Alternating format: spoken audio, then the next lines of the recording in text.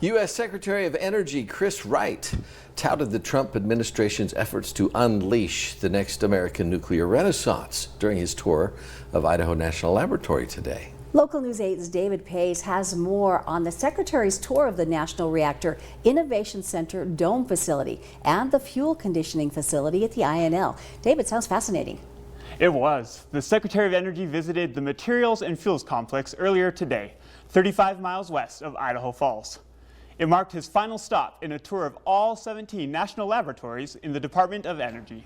Wright was joined by Governor Brad Little, Representative Mike Simpson, Assistant Secretary of Nuclear Energy Theodore Ted Garish, and INL Director John Wagner. In a press conference afterward, Secretary Wright highlighted the Department of Energy's goal to construct and have multiple reactors critical by July 4th of next year. We need to address all avenues of the nuclear supply chain, the technology, the permitting of reactors, fuel at the end of life. But Idaho National Lab, as I said, this is where commercial nuclear power started, and this is where the nuclear renaissance is starting, and it is essential to those efforts. Wright successfully operated a robotic arm to complete a task with the production element chopper in the hot fuel cell.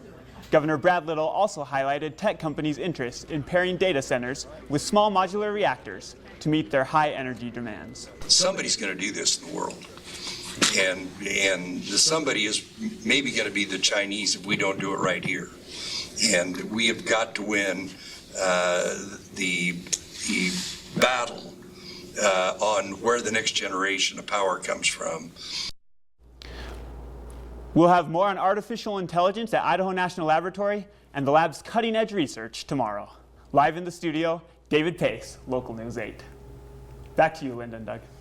Thank you for that report, David. That's exciting stuff So out at the interesting, INL. yeah.